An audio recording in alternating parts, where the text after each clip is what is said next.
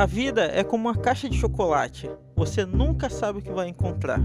Cinema, streaming, mídia física. Quem consegue ganhar essa briga? Cedo ou tarde, você vai aprender, assim como eu aprendi, que existe uma diferença entre conhecer o caminho e trilhar o caminho. Quando eu pensei que estava fora, eles me puxam para dentro novamente. Nossa, essa é forte. Boa. Clássica. Poderoso chefão. Isso aí. Muito boa. Boa. Bom dia, boa tarde, boa noite, galera. Seja bem-vindo a mais um podcast aqui do Hit Combo, seu podcast semanal. E dessa vez mais uma versão do podcast de cinema. O podcast cinema aqui. E hoje com convidados muito especiais, que eu vou pedir para que se apresentem daqui a pouco, né? Mas o tema de hoje é cinema, streaming, mídia física, qual é a melhor, qual é a mais nostálgica e qual é que vai ganhar a batalha no final das contas, né? E aqui começando, temos aqui a nossa querida Denise, que já é figurinha carimbada aqui dentro, né? Se apresenta, Denise. Então, eu sou Denise, do Dicas Filmes e Séries. Quem quiser confere lá o canal. E tô dando dicas também do Festival do Rio, que tá tendo um telecine. Aproveitando para fazer o jabá também. Então, confiram, vale muito a pena. E também para dizer que Caros Camaradas, Trabalhadores em Luta, também está em cartaz pela A2 Filmes. Que foi um dos filmes do Festival do Rio. Já aproveitando para falar sobre a questão dos streamings. Bacana. E seguindo a minha ordem aqui, temos a Paty, a nossa professora de cinema, não é isso? Isso aí. Boa noite, boa tarde, bom dia, pessoal. Eu sou Patrícia Yuva, pode me chamar, né? Paty Yuva. Eu sou professora do curso de cinema da UFSC, mas estou aqui, né, muito mais como cinéfila, colecionadora, né, de filmes, né, mídia física, propriamente dito, para a gente bater um papo aí sobre esse tema que é sempre muito instigante e gera muita polêmica, né, entre nostalgias e as atualidades aí da tecnologia, das tecnologias digitais.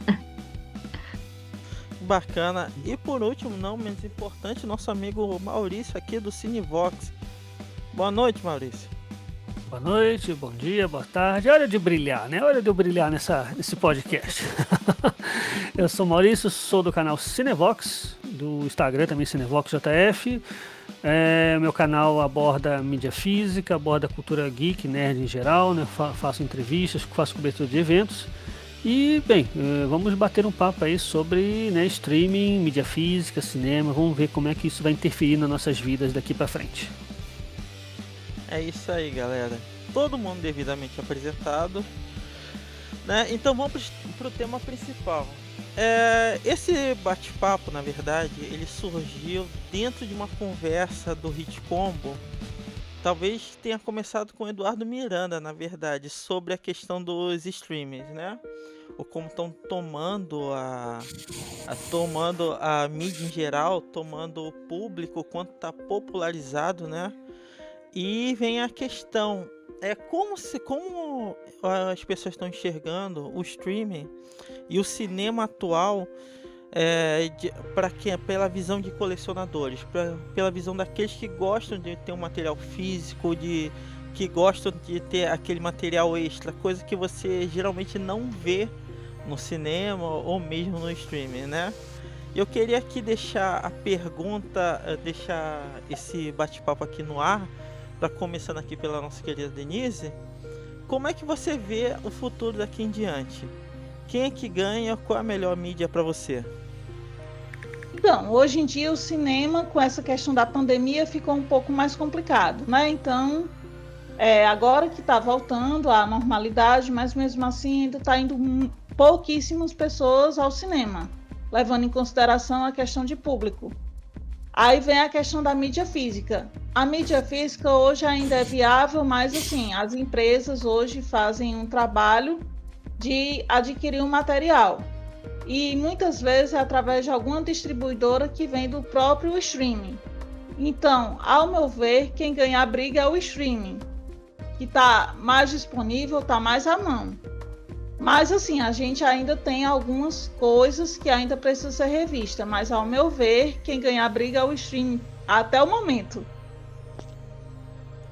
Paty? Então, é difícil, né, assim, a gente colocar na balança, assim, e dizer, né, quem ganha, mas talvez a gente consiga pensar assim, quem tá ganhando, eu acho, né. Eu acho que, de fato, assim, é bastante complicado a situação das salas de cinema, né. Acho que as salas de cinema, elas já desde muito tempo, elas vêm, vamos dizer assim, perdendo o espaço que elas uma vez já tiveram, né? Desde se a gente pensar dos cinemas de rua, né? E aí daqui a pouco o cinema vai para o shopping, né? Você já tem aí esses grandes complexos. E aí que tipo de filme que entra no cartaz do cinema, né? Que filmes que chegam, que filmes que a gente tem acesso ou não. Então tem aí uma série de coisas. A sala de cinema ela já vem enfrentando aí uma modificação, uma transformação muito grande.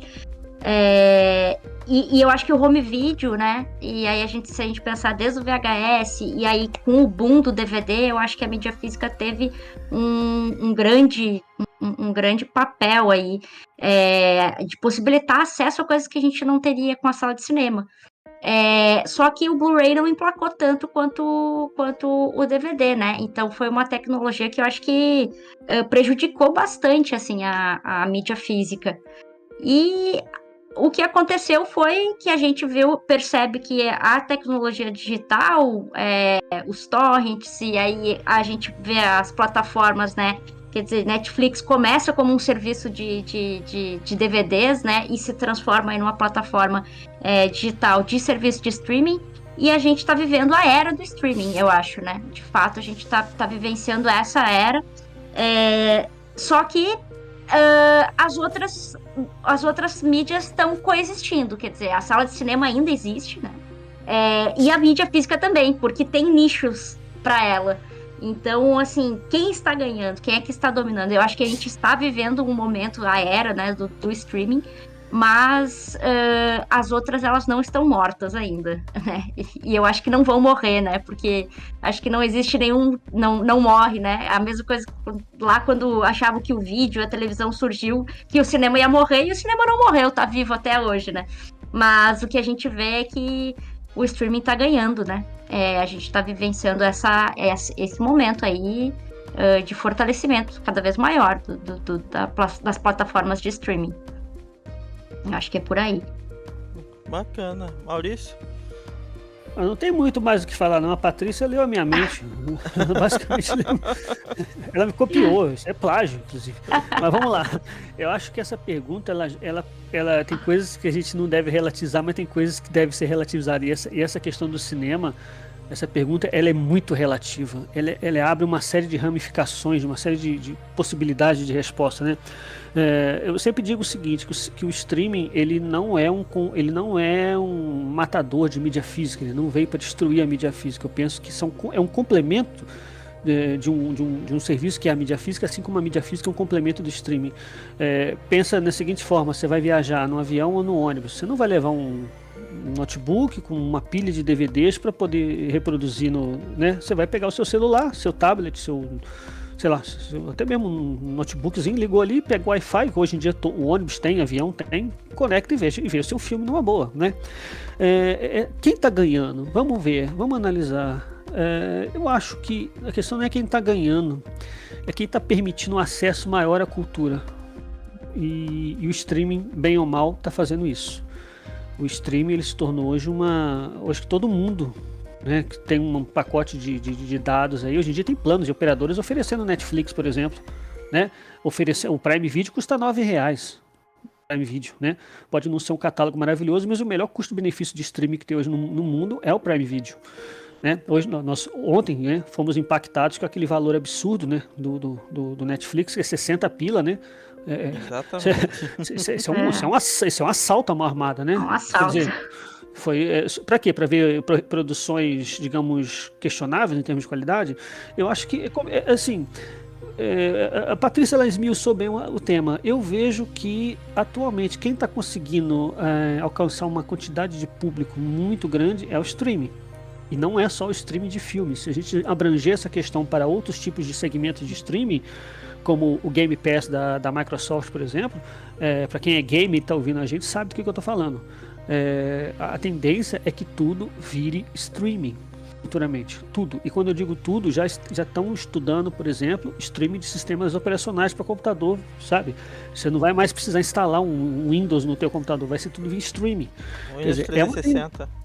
Exatamente. Quer dizer, Não, é como tem o sistema dos Chromebook também, né? Aproveitando que é um Android que já tem a ver e é 32 GB só. E ele é um custo bem mais acessível. A questão fazendo um recorte mais preciso, né? Eu citei esses exemplos só para a gente né, ver como o streaming se tornou uma ferramenta poderosíssima hoje em dia. No recorte voltado para cinema, sem dúvida nenhuma que o streaming está tornando acessível a cultura, principalmente em tempos pandêmicos como esse que a gente está vivendo, que as salas de cinema praticamente fecharam no mundo todo, né? Me parece que agora nos Estados Unidos está reabrindo, na Europa também, mas no Brasil aos poucos está reabrindo. Então, eu acho que o streaming nesse aspecto ele está sim levando vantagem por tornar a cultura mais democrática para as pessoas. Mas aí tem os fatores positivos e negativos que a gente vai debatendo ao longo da conversa. Perfeito. Eu fiz essa pergunta pelo seguinte, a gente tem sempre essa questão de nem sempre o que está ganhando talvez seja o certo a ganhar, né? Exato. A gente tem pelo menos ao meu ver, a gente tem uma questão dos streamers que, apesar de popularizar, ele simplifica demais algum tipo de mídia, algum tipo de película. Por exemplo, eu faço um certo comparativo com o cinema indiano, onde você tem um catálogo gigantesco, mas no final das contas é mais do mesmo. E eu vejo que hoje o streaming ele está trazendo muito disso. Muitas das obras ela tem uma semelhança tão absurda que você fica simplesmente comparando uma mídia com a outra. Então, por que eu estou dizendo isso? Porque quando a gente trabalha com cinema diretamente, e às vezes eu sinto que tem um trabalho um pouco melhor, um investimento melhor para produzir algo melhor. No caso dos streamers, pela quantidade de visualizações, pela quantidade de pessoas que ele tem que abraçar para manter, ainda mais com uma mensalidade tão alta quanto agora está a Netflix, né? Você acaba perdendo qualidade. Então, aí vem a questão, será que realmente está sendo tão benéfico a questão dos streams para a população em geral? Será que realmente está valendo tanto a pena? Porque você não está vendo tantas obras memoráveis nessa era dos streamings. Você ainda continua preso diretamente ao cinema. Todo filme memorável nesse momento está vindo do cinema e não das mídias alternativas. O que vocês acham? Até porque também o Disney ele estava oferecendo o Prime Access, que tinha um valor de R$60, e os filmes que estavam entrando em On Demand também, que tinham o valor do aluguel. Então, a gente pode dizer também que eles tinham o custo-benefício. Eles não eram filmes grátis que você podia acessar só pelo fato de você assinar o streaming, mas você teria que pagar o valor acima do acesso para poder conseguir. Em alguns streamings, no caso da HBO Max, que a gente pode citar, o filme ele é lançado no cinema. Se eu não me engano, é de 45 dias a 60 dias que ele vai entrar no catálogo da HBO Max. Então, é muito tempo. Ele não tem a questão do aluguel, como era o caso da Disney Plus, que vai acabar o acesso, o Prime Access. Mas tem essa questão de dias, que não vai entrar de imediato. Mas o Prime Access, perdão, Patrícia, não, pode falar. Pode. O Prime Access, né, da Disney, isso é um absurdo. Aquilo ali, Que ele é surreal, mas nós pensamos que uma família vai assistir um filme, então seriam 4 pessoas, 5 pessoas, divide e tal. Mas peraí, eu que estou sozinho, eu vou pagar 70 pila num filme? Mas o cinema, eu não gasto 70 reais para ir no cinema. Mas eu não tenho carro, eu vou de ônibus ou então a pé, porque o shopping é perto da minha casa, eu compro pipoca e tal, mas não chega a 70 reais, sabe? Sinceramente, e tanto é que a Disney parece que vai acabar com isso, porque não deu liga. Aí veio a HBO Max e deu aliás, está dando uma surra, assim, quase que um golpe de jiu-jitsu, assim, sabe, dando um fatality em todos os streams, em qualidade de imagem, em preço, em catálogo, né? Então, assim, o que a HBO Max, acho que foi a Denise que falou, né, Denise, dos prazos do HBO Max, né, da chegada dos filmes, acho que é 35, de 35 a 60 dias. Eu acho que é um prazo bastante aceitável, né, tendo em vista que antes a gente levava aqui 1 ano, 2 anos para o filme chegar, a gente ter Levava acesso. 6 meses a 1 ano, quando não era 2, 3 anos, dependendo do filme. Exatamente. Se o filme tivesse em alta bilheteria. Era mais fácil você comprar o DVD, Sim. se quisesse, alguma coisa assim, do que esperar que o filme chegasse na TV aberta, que seria o caso há muitos anos atrás, sim. Né? E hoje em dia a gente tem a TV, tem vários meios que hoje em dia a gente consegue assistir por um streaming facinho. Mas tem outro detalhe também, até antes da Patrícia poder falar, isso que está acontecendo agora, a gente tem que saber se isso é provisório ou se é fixo. Se após a pandemia, esses sistemas de filmes temporários que vão chegar com um mês depois do cinema, 2, não sei, se isso vai se manter ou se isso é algo excepcional para o momento atual que nós vivemos, né? O fato é que, sim, os streams não podem viver só de catálogo de filme antigo, eles têm que ter essa parceria com o cinema para poder trazer algo diferenciado. E eu concordo com o Elcio, tem certos streams que você olha o catálogo assim e você fala, é mais do mesmo, não muda muita coisa, né? Então, é uma disputa. Eu não sei se depois de algum tempo, eu não sei não, viu, mas eu acho que se o Netflix não se reinventar, eu acho que vai ser uma gigante que aos poucos vai perder território, e já está perdendo, para a Disney inclusive, e está perdendo também para a HBO Max. Eu não sei não, mas acho que daqui uns 5, 10 anos a Netflix não vai ser tudo isso que é hoje não. Então, é tanto que a Netflix, ela tá querendo implantar jogos, para ver se não perde assinantes, porque do jeito que tá a Disney, tem a HBO Max, tem o Stars Plus, que tá para chegar, o Star Plus, tem o Stars Play. Tem várias concorrências aí que tá ficando difícil para a Netflix conseguir um bom catálogo. E outra, ela tá fazendo muita adaptação, muito parecido uma com a outra. Eu assisti recentemente uma minissérie, eu já vi que esses dias que ela vai fazer uma outra série semelhante. Ou seja, do mesmo autor, vai ser uma outra adaptação, mas é muito parecida com a outra história que já tem no catálogo.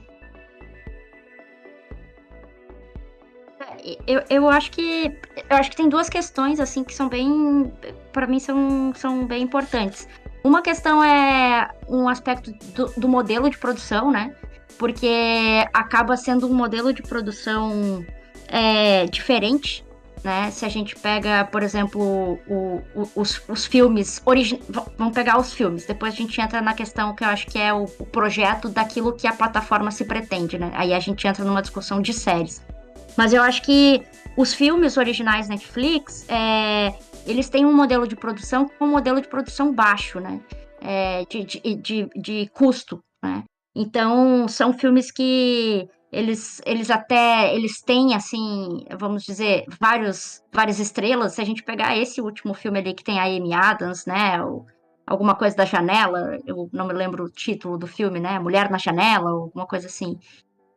Se a gente pega e você vê o elenco, por exemplo, do filme, né? O elenco é sensacional. Você tem Gary Oldman, você tem Amy Adams e mais, acho que 5, 6, assim, excelentes atrizes, atores, né? Então, excelente casting. Mas são filmes muito baratos e simples, narrativas muito até já, né? É esse mais do mesmo que você está falando. Então, tem o modelo de produção dos filmes originais Netflix, é um modelo de produção de barateamento mesmo do cinema, né? Então, vamos fazer o mais básico do básico, que na verdade é uma coisa que Hollywood sempre fez. Hollywood sempre teve mais do mesmo, né? É que a gente tem também uma sensação, assim, se a gente se reportar um pouquinho pro home video, na época quando a gente ia na videolocadora, né? Eu trabalhei em videolocadora e frequentava a videolocadora, enfim, sinto muita saudade, né? Uma nostalgia muito grande. Se a gente pega, vamos ver, de 10 lançamentos do ano, 10 filmes da Warner, né? 2 pagavam o custo daqueles 2 e dos outros 8, porque os outros 8 com certeza eram fracassos e eram filmes medianos, eram filmes mais do mesmo, vamos dizer, né? E então a gente sempre teve esse mais do mesmo. Só que agora é um mais do mesmo, tipo, muito ampliado ao mesmo tempo, né? Que você chega ali naquele catálogo imenso da Netflix e daqui a pouco você tem a ilusão de que você tem um catálogo enorme, maravilhoso, quando você não tem, né? E você começa a ver, putz, mas isso aqui é igual, isso aqui é igual, isso aqui é igual também, e de diferentes países, só que na verdade também iguais. Então, acho que tem uma questão aí de modelo de produção, assim, de barateamento mesmo. E aí, outra coisa que eu acho que é a intenção assim, vamos dizer, qual é o projeto, né, da plataforma. Acredito, né, eu, por exemplo, a Netflix, ela tem um investimento maior nas séries, né? A gente percebe isso muito claramente.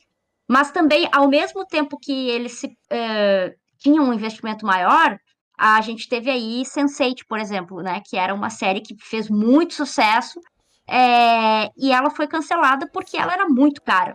Ou seja, a Netflix, ao mesmo tempo que ela quer investir nas suas produções, ela tem um certo freio, tipo, não vou investir tanto assim, porque, assim, não quero fazer produções, sabe, sensacionais, eu quero garantir os meus assinantes aqui e vou oferecer aí uma coisinha, né, uma coisinha, vamos dizer assim, uma coisa mais fora do normal durante o ano e o resto eles se contentam com isso aqui.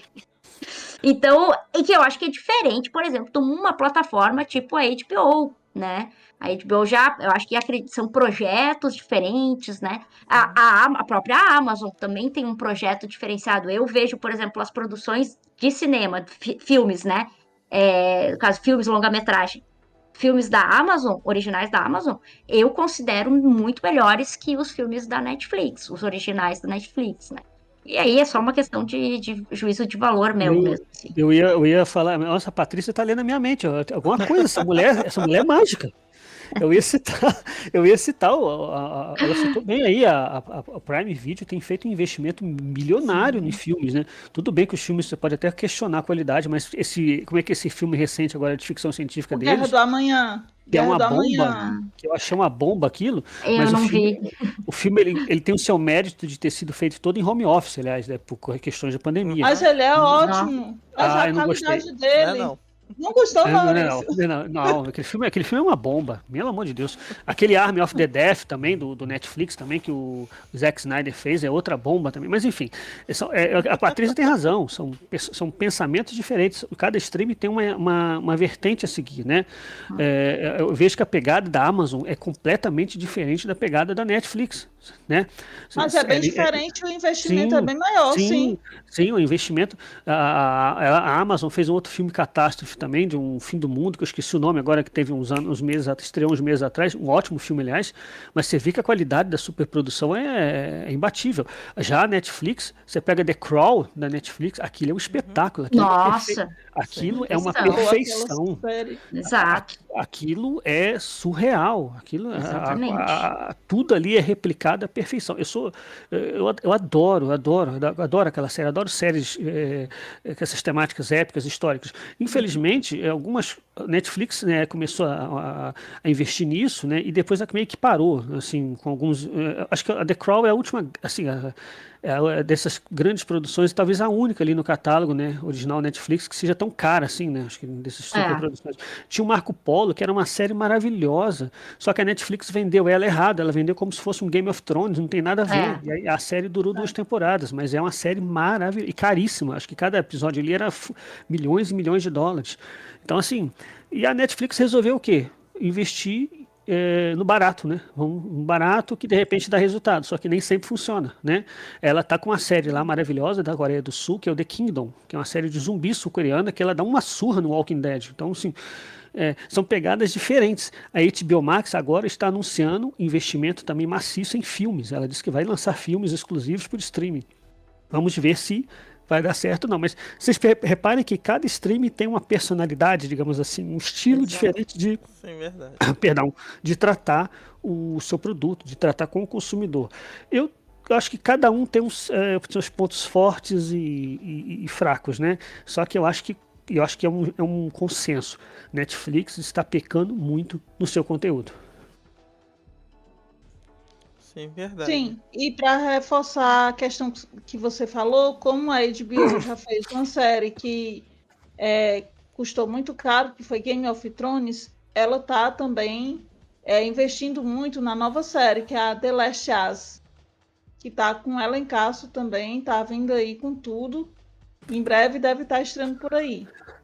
Não, e tem a Senhor dos Anéis, né, gente? Que é talvez a série mais guardada da história do streaming, né? Que está sendo feita, guardada a 7 chaves lá pela Amazon, que dizem que está custando bilhões de dólares. Então você imagina o que vem por aí. Essa A eu briga tenho vai medo. ser grande. E aí, fazendo um comparativo com a mídia física, já que a gente está falando também desse aspecto da mídia física, né? Infelizmente, a Denise, né, sabe disso, a Patrícia sabe disso.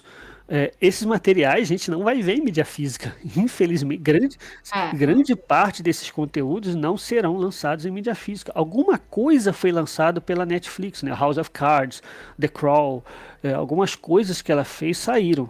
Mas saiu daquele jeito, né? Sem dublagem, sem muito extra, saiu um negócio meio assim, né? Então, assim, a gente não pode contar muito com esse tipo de coisa. Infelizmente, nós estamos virando aos poucos reféns do streaming, né?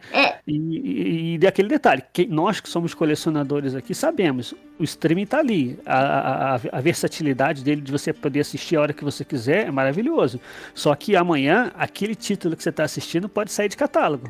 E já era. Aí, meu amigo, e aí você vai ter que ficar chupando o dedo? Não, quem é colecionador tem a mídia física aqui. Exatamente. Esse é o grande diferencial da mídia física para o streaming. É o produto ser seu, tá na tua prateleira, você pode assistir a hora que você quiser. Aí eu não quero mais pagar a Globoplay, por exemplo. Mas eu vou perder a novela. Não, a novela tá aqui na minha estante. É o caso da Vamp. Eu comprei hoje, a Vamp chegou para mim. Tá aqui. Então, assim, é minha, a novela é minha. Eu não dependo de streaming, né? Que, aliás, é um outro tema também, que vai chegar um momento que nós vamos discutir o seguinte.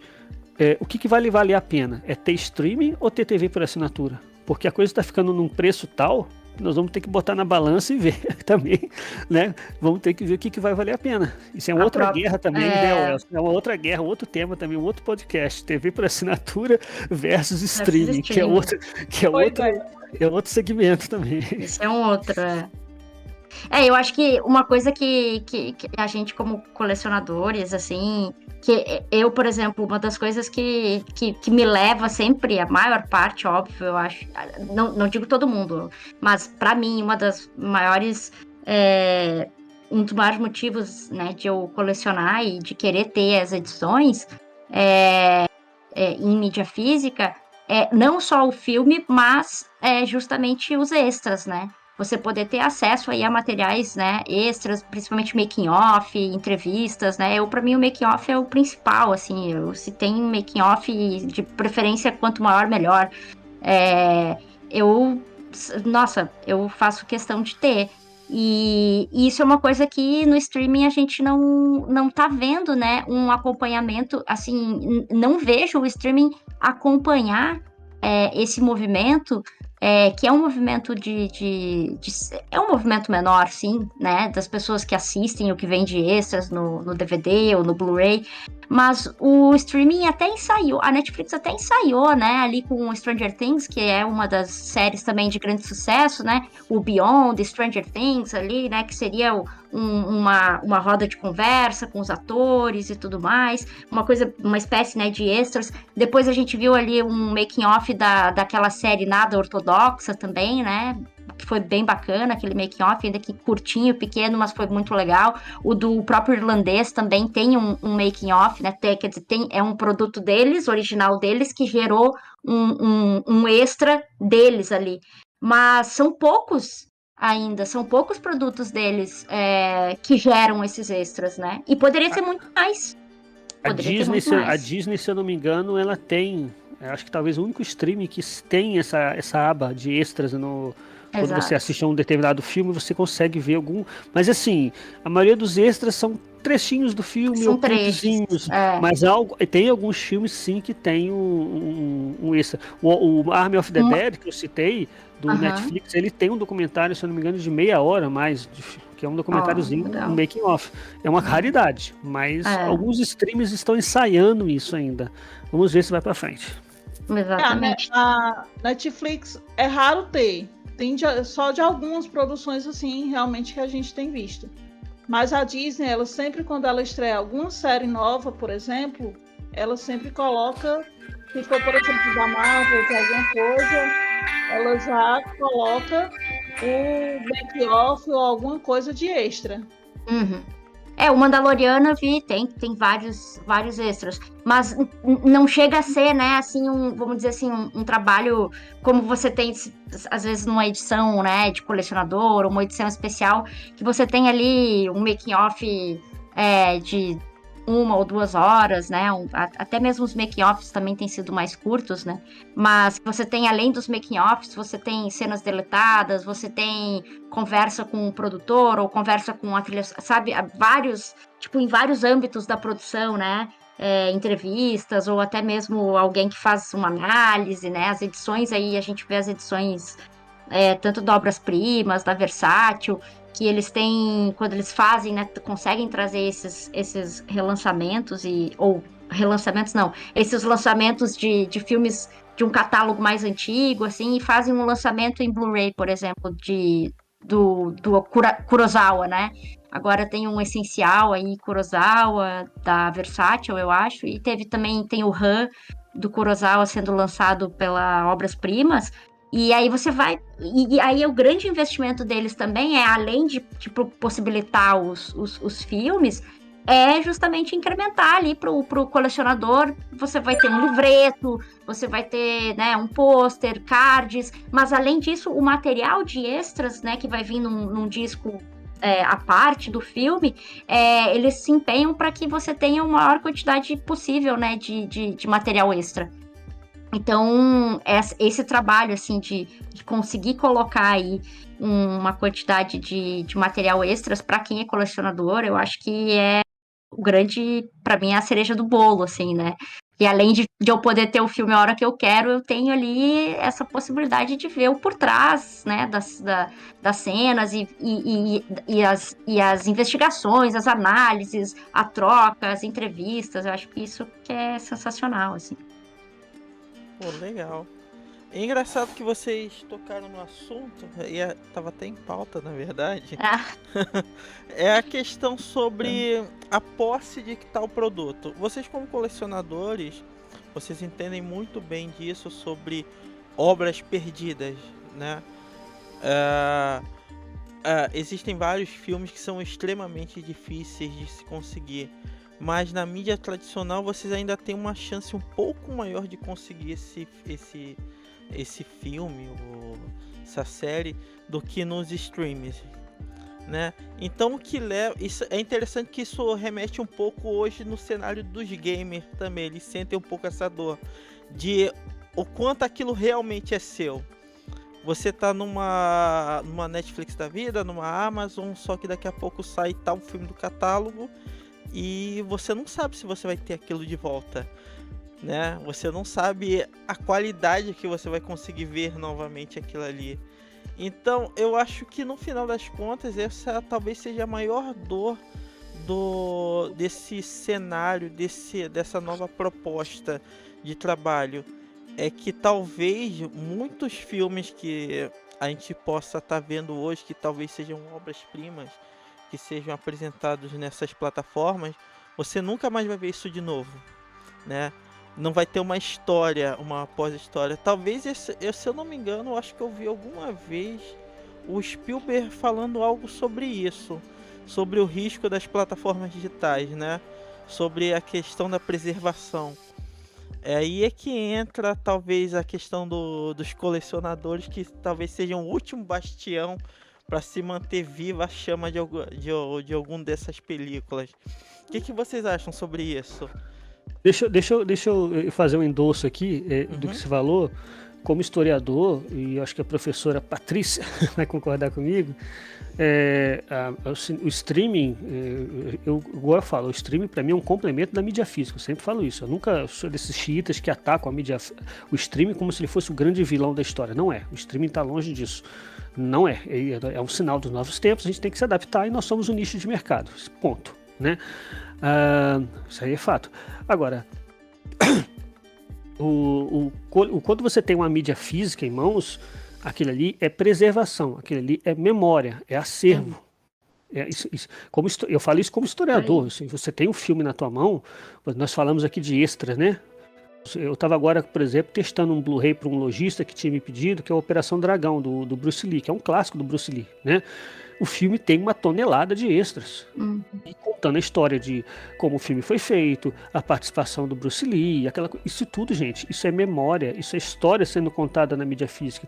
E isso você nunca vai ver no Netflix, por exemplo, onde o filme está lá. Quer dizer, a mídia física, ela é muito mais do que um ato de você comprar o disquinho, seja ele duplo ou não, seja ele DVD ou não, né? 4K, Blu-ray, enfim.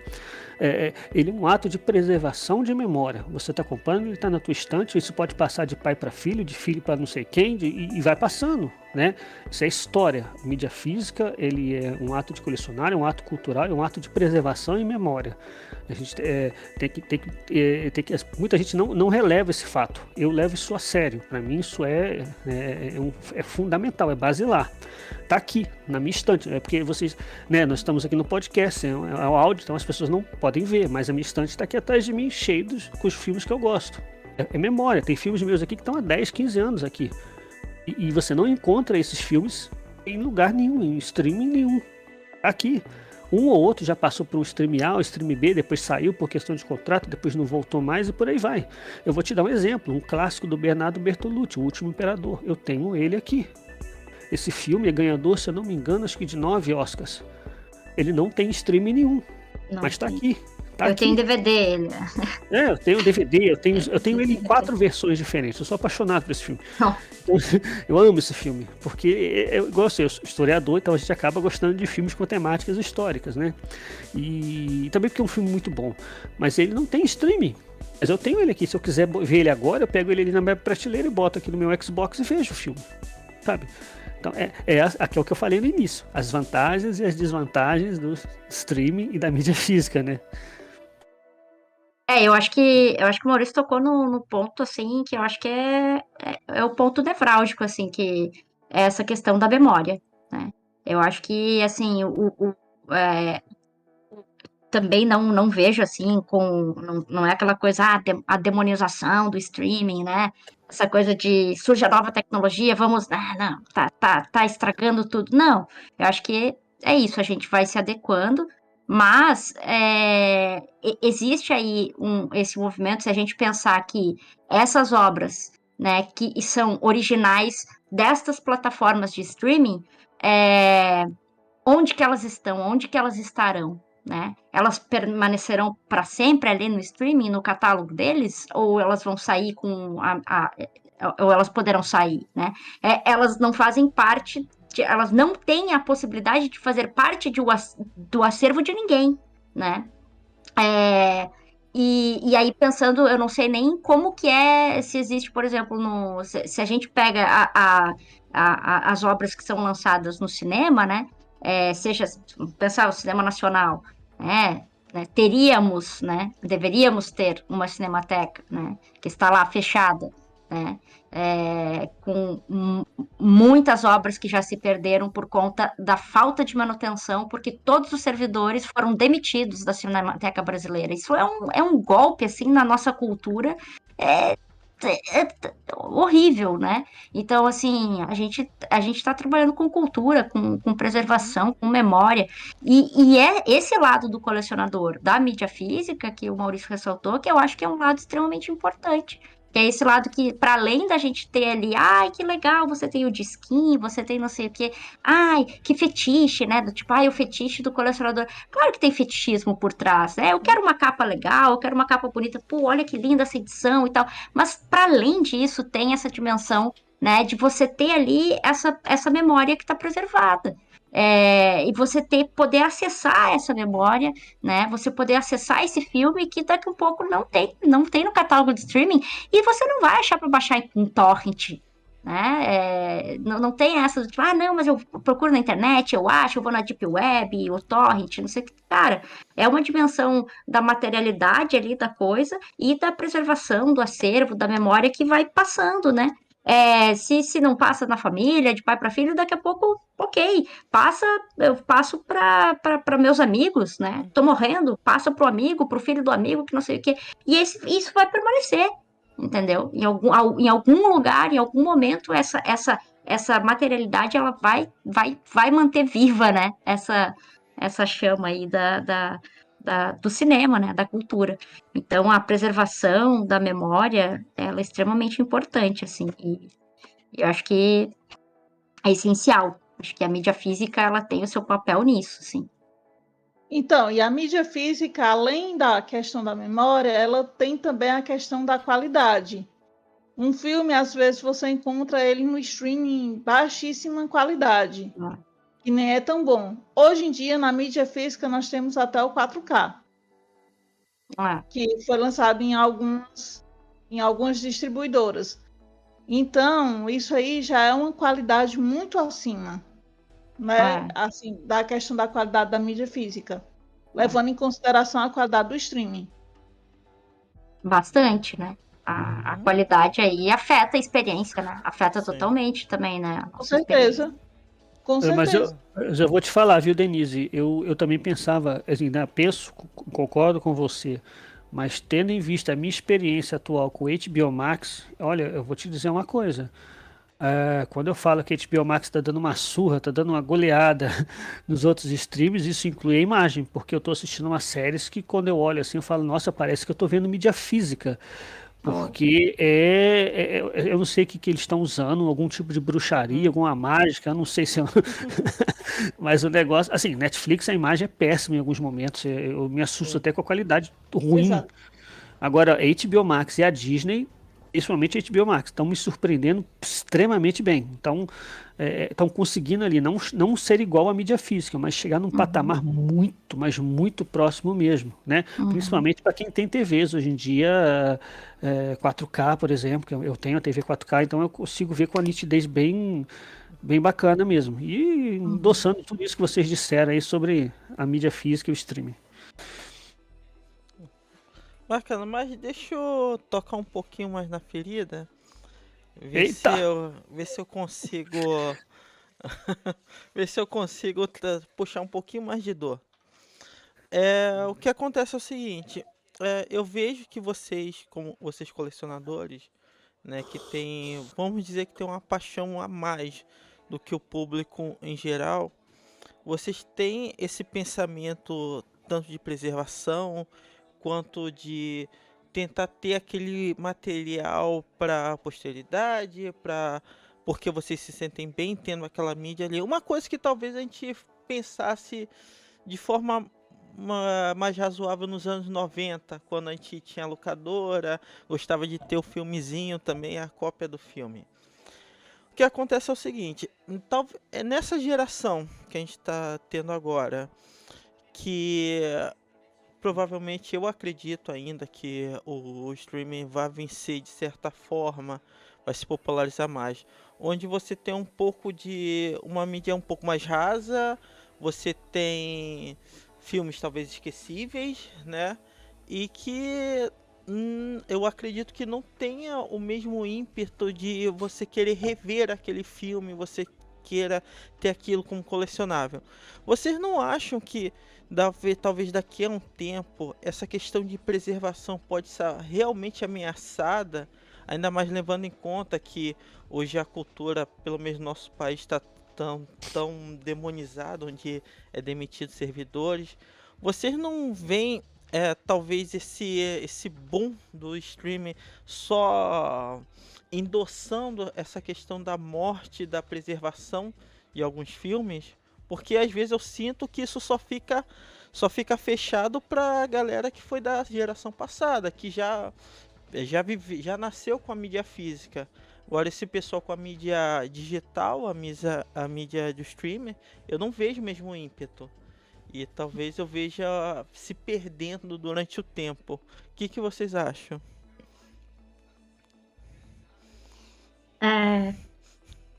Realmente é uma pergunta, é uma questão para refletir, assim. Eu fico pensando que eu acho que talvez eu realmente boa parte das pessoas que eu conheço que são colecionadores, né? Não são colecionadores, são, né, nascidos pelo menos antes de 90, eu acho. No máximo até 90, eu acho. Porque, assim, tem até gente que a gente vê que coleciona VHS ainda, né, Paty? Que a gente Sim. sabe que tem. Porém, é mais difícil, é mais escasso. É mais fácil Blu-ray ou DVD, alguma coisa assim, mas é mais difícil. E eu acho que vai ficando cada vez mais escasso. Depende também, assim, né? Futuramente, depende também da questão das distribuidoras. Mas depende do apelo do filme, depende, né? Por exemplo, você pega o Snyder Cut, por exemplo, da Liga da Justiça, que está sendo vendido aí, dessas, acho que são 3.000 ou 4.000 cópias que estão disponíveis para venda, muita gente que não é colecionador comprou. Sim. Porque tem todo o hype, tem todo o apelo. Assim. Agora, é fato que a geração atual, a mais nova, não é. Grande parte não é colecionadora, assim, infelizmente, né? Eu conheço um menino de 13 anos que é colecionador de filmes, isso chama até atenção, né? Mas é uma raridade hoje em dia. Você fala que coleciona filme, o cara olha pra você e ri da sua cara, fala, mas você gasta dinheiro com isso? Você faz isso? Eu falei, eu gasto dinheiro com isso. Eu não gasto com bebida, não gasto com droga, mas a minha droga, a minha cachaça é o filme, é o cinema, né? Infelizmente isso está se perdendo. Hoje em dia as coisas estão tão fáceis, né? Assim, né? O streaming, por exemplo, o cara pega o celular, pum, pôs o streaming, né? Na nossa época, eu sou de 78, né? Então, assim, na minha época você tinha que ir na locadora, né? Um filme, rebobinar a fita, senão você tinha que pagar multa. Hoje em dia, né, locadoras infelizmente praticamente acabaram. Então é um choque de gerações, gente. Nós estamos vendo um choque de gerações. Eu acho que sim, acho que tem uma questão aí que é geracional, né? Sim. Exatamente. E ainda tem a questão da facilidade do conforto, que você pegou o stream, você colocou na televisão, como o Maurício já colocou na televisão, você não tem tempo de espera para esperar que aquele produto chegue ou alguma coisa do tipo. Não. Você só espera a data do lançamento, assistiu, pegou o controle e assistiu aquele conteúdo. Sim, né? Você pega, por exemplo, a TV, né? Eu me lembro quando eu assistia 24 horas na Globo, eu tinha que ficar esperando, acho que 1 ano para o seriado chegar na Globo e tinha que esperar toda semana o episódio passar na TV com corte ainda por cima. Sim. Hoje em dia não, você pega o stream ali, acabou, você clicou, você tá passando, você quer dar pausa, você quer ir no banheiro, você quer comer alguma coisa, você pausa ali e depois você continua vendo, né? Isso mudou muito. Né, antes, eu não sei, a Patrícia sabe também, a Denise, havia uma janela que ela era monstruosa em termos de distância do lançamento do cinema, pro lançamento VHS, pro lançamento em TV, eram 3, 4 anos, dependendo do filme. Anos, cara. Sim, eu lembro do Jurassic Park. Jurassic Park, acho que ele só chegou em VHS uns 2 anos depois. 2 ou 3 anos depois. Quer dizer, hoje em dia, isso mudou muito, e o Lost tem muita influência nisso, o seriado Lost, porque ele foi um dos seriados mais pirateados da história, né? E aí o que as TVs americanas viram? Falei, vamos começar a emparelhar. Lança nos Estados Unidos, lança uma semana no Brasil, ou na América, o resto do mundo. Hoje é simultâneo. O Game of Thrones é assim, ele passa no mesmo horário que passa nos Estados Unidos aqui. Então, e por quê? Justamente para, né, para tornar o acesso mais rápido, né? Não tem mais janela, não tem mais aquele ato, aquela janela monstruosa de lançamentos. Né? Por quê? É uma geração que é toda acelerada, aquela galera que hoje quer tudo, né? É o do instantâneo, né? Da instantaneidade e da simultaneidade, né? Exatamente, né? É tanto conteúdo que nós não conseguimos assimilar esse conteúdo eu vi um documentário falando que acho que você consome 1 hora de um conteúdo que no século, acho que 18, 19, você não conseguia consumir, você não tinha isso. Hoje com o celular aí você tem uma gama de informações que você não tinha no século passado, por exemplo. A quantidade de dados que a gente acaba processando, né? O nosso processamento de dados é uma coisa louca, né? É surreal, assim, porque a gente tem contato com tanta coisa que numa tela ali, que tu passa na tela do seu celular ou do computador, e ao mesmo tempo, por isso que eu digo que a instantaneidade é a simultaneidade das coisas. Eu tô lendo isso aqui, mas eu tô vendo isso aqui, eu tô lendo ali, e, cara, aí chega uma hora que dá bug, né? Sim, e uma coisa que eu acho importante ressaltar é que o streaming tornou acessível para todos nós, inclusive colecionadores, conteúdos, materiais que a gente jamais poderia ter acesso. Eu não consigo imaginar, por exemplo, outro dia eu estava assistindo um filme da Noruega. Eu falei, gente, quando é que eu ia me imaginar vendo um filme da Noruega? Tá me entendendo? Seriado sul-coreano. Eu falei, gente, porque a gente está tão acostumado com aquela coisa assim, ou é produção brasileira, ou é produção americana, ou é produção europeia. Acabou. Não saía desse círculo vicioso. Exatamente. Hoje a gente tem produções de locais que a gente nem imaginava que pudesse assistir. São ruins ou boas, aí é outra história. Aí é outra história.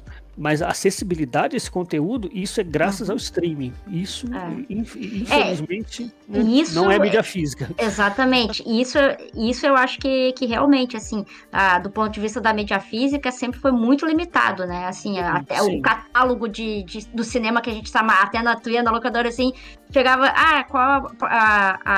tinha cinema alternativo, às vezes era cinema cult ou cinema alternativo, era a classificação de gênero, né? Aquelas classificações da locadora. Que era muito limitado. Eram poucos filmes, era do tipo, filmes que concorriam a Oscar de melhor filme estrangeiro, né? Filmes ali que ganhavam Cannes. Esses filmes ainda que tinham essa, vamos dizer, esse apelo, assim, um pouquinho maior, que ganhavam uma distribuição aí e ganhavam uma cota em mídia física que você tinha lá na locadora para aquela parcela mínima que vai locar esses filmes. Sim.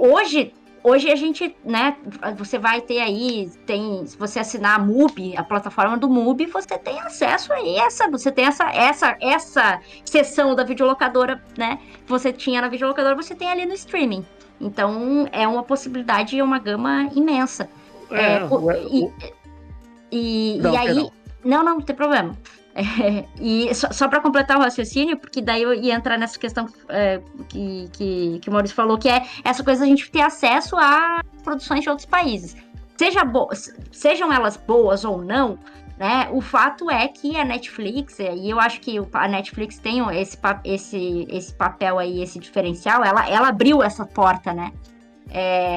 A Netflix abriu essas portas das produções originais de diferentes lugares que nos possibilitam consumir uma série da Alemanha, uma série da Noruega, né? Quer dizer, criaram condições para essas produções acontecerem e para que os seus assinantes possam ter acesso a essas produções, né? Então, assim, a gente acaba tendo essa possibilidade de ver como é, né? Você tá lá vendo uma história, uma série, ainda que elas sejam mais do mesmo, porque muitas delas são de serial killer, né? O grande gênero ali é assassinos, né? Assassinos, serial killer, etc. Muitas séries são... Mas a gente acaba tendo contato com atores, atrizes, com produções aí que a gente não teria antes. Sem Acho dúvida, que- sem dúvida. Você pega, por exemplo, outro dia eu me vi assistindo um filme chinês, que é Terra à Deriva, que é um filme de ficção científica da China. Aí eu fui pesquisar, o filme teve 700 milhões de dólares de bilheteria Nossa mundial. Foi um dos filmes Senhora. mais vistos em 2017 ou 18. Quer dizer, quem é que ia loucura. imaginar que eu ia sentar na frente, quer dizer, que nós iríamos sentar na frente de uma TV ou de um computador e assistir um Aham. filme chinês? É, E não é porcaria, não. É um filme bem feito. Aí você fica, eu falei, caramba, o cinema existe além dos Estados Unidos e da Europa. Tem produções bem feitas, né? A Coreia do Sul está despontando aí como centro de produções cinematográficas. É impressionante, né? A Índia também tem já há anos, né? Que a Índia é um mercado. Só que é aquela história, é mais do mesmo. É aquelas coisas, danças exóticas, aquelas coisas assim que viram até meme na internet, né? Mas é da cultura deles. A gente tem que respeitar. É uma Sim. questão. exatamente. O cinema ele reflete muito do aspecto cultural do seu país de origem. Né? Aqui no Brasil a gente tem os favela movies, né? Que as pessoas chamam de favela, porque retrata o aspecto social do Brasil. Bem ou mal, é aquilo ali. A Índia é aquela coisa de psicodélica, as cores berrando na tela, aquela coisa toda. E cada país tem o seu estilo né, de demonstrar isso através do cinema. Né? Acho que é bem por aí mesmo. É. Ou seja, é complicado na verdade, né? É um pouco complicado. Os prós e os. A gente começa a É. ver. Você vai ter os pontos positivos de um, você vai ter pontos negativos do outro. Você colocar na mesma balança, assim, vai ser difícil, porque se você mudar a variável, se você mudar o critério, a balança faz assim, tá? Mudou agora Sim. o critério, aí agora a balança faz assim, né? Então, não tem, né? É complicado, é complicado demais. No complicado. final a gente fica totalmente dependente dos servidores. Vamos torcer pra a gente ter por muito tempo. É tipo a linha temporal do Loki, né? Quem viu o Loki sabe o que eu tô falando no final. A coisa vai tendo umas ramificações, assim. É um assunto que segue caminhos, assim. É quase que um multiverso de ideias, assim. São um tema bem complexo. É por isso que é interessante que a gente vê vários podcasts sobre o mesmo tema e as opiniões são bem variadas, né? Sempre tem alguma coisa a ponderar, sempre tem algum aspecto a ser ponderado dentro de uma conversa. Mas é legal, esse que é o legal. Bom, gente, eu tenho que agradecer muito a vocês, a gente já bateu o nosso horário aqui. Olha, o bate-papo foi bom demais. É sempre bom encontrar pessoas que realmente entendem do assunto. Foi muito legal. Eu gostaria de, antes de encerrar, vocês deixassem suas considerações e alguma mensagem que vocês queiram passar para o pessoal que está ouvindo e assistindo a gente e as redes sociais de vocês. Pode começar, Denise.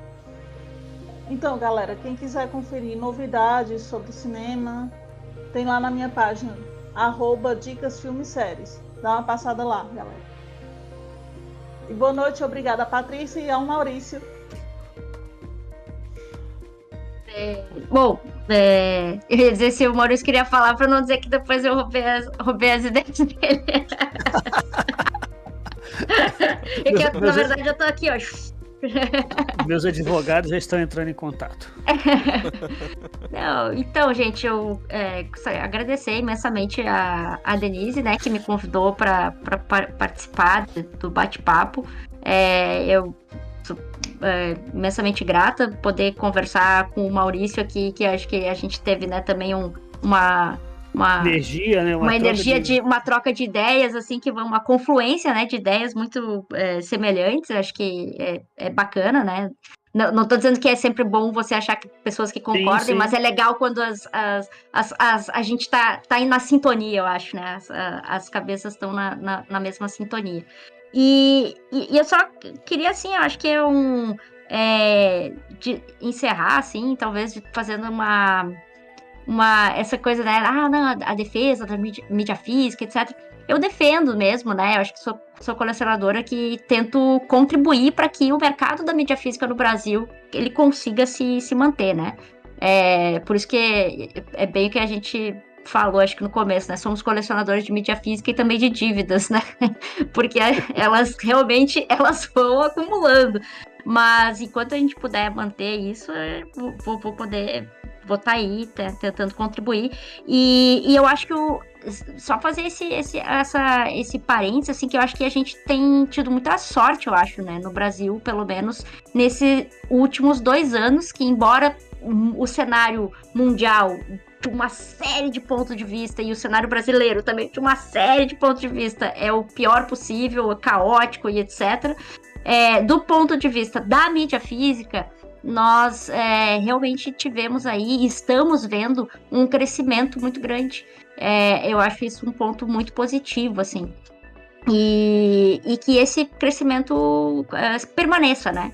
Não digo que aumente, né? Acho que não precisa, né? Mas eu acho que pelo menos que ele se estabilize, que ele fique como está, assim, com lançamentos cada vez melhores que a gente tem visto aí das distribuidoras, né? A gente falando aí da Fã DVD, tem a The Originals, né? Tem Obras-Primas, Versátil, que já estão no mercado há muito tempo, né? Mas essas novas que vêm surgindo no mercado, a A1 Filmes também, né? Vem lançando coisas, sei lá, são grandes possibilidades aí para quem gosta de colecionar, para quem gosta de cinema. E para quem não tem esse hábito, né? Talvez, sei lá, começar a experimentar. Eu acho que sempre é uma experiência gratificante você poder, né, ter o filme e poder acessar outras coisas que aquele filme te permite ali, principalmente com os extras. Eu sou uma grande defensora da mídia física, e principalmente por conta dos extras, uma grande defensora dos making-offs. Então, acho que é isso, assim, é o que eu mais gosto e realmente me encanta demais, assim, essa possibilidade da mídia física. Então, vamos nos despedir, né? Agradecendo aí o convite que me foi feito, muito obrigado, né? Infelizmente eu tive que conviver com a Denise mais um pouco, mas isso aí é de normal. Eu vou ter que conviver. Obrigado, Elcio, obrigado, Patrícia. Eu acho que que honra minha poder saber que as minhas ideias bateram com as suas em alguns aspectos. Eu acho que professora de cinema, né, gente? A gente tem que ficar meio intimidado aqui, né, gente? Tu é historiador, cara, que é isso? Nós estamos aqui na luta, né? Mas eu concordo com você, acho que todo mundo aqui foi bem objetivo, bem direto naquilo que eu quis dizer sobre a mídia física, né? Todo mundo aqui demonstrou, né, preocupação, carinho, respeito por essa mídia e também pelo streaming, que eu acho que a gente, como eu já disse, não é um vilão, é um complemento disso tudo que a gente está vivendo, né? E só uma lembrança, né, gente? Eu sempre falo, como eu falo, né, da questão do streaming. Muita gente bateu forte na Disney porque a Disney, entre aspas, abandonou a mídia física. Eu tenho uma teoria de que ela não abandonou. Acho que quando ela menos esperar, ela vai voltar. E eu espero que isso aconteça, porque isso vai ser uma festa para nós, colecionadores, que vai ser maravilhoso. E eu acho que vai voltar. Minhas redes sociais é www.cinevox.com.br. Pelo amor de Deus, se inscrevam lá no meu canal. Meu Instagram é @cinevoxjf. Para quem quiser acompanhar lá, estou sempre postando fotos de coleção, de itens colecionáveis lá que eu gosto, que eu curto, né? E viva a mídia física, viva o cinema, seja ele como streaming, como mídia física, enfim. Importante é adquirir cultura, importante é você consumir, né, aquilo que você gosta, da forma como você gosta. Agora, evidentemente que, como a Patrícia falou, né, a mídia física está no nosso coração aqui, né, Patrícia? A Denise é uma coisa forte, que a gente gosta de pegar aquele disquinho ali, botar no play, né, pegar o controle, né? De vez em quando dá raiva, de vez em quando dá uma travada, mas é nosso, ele é nosso.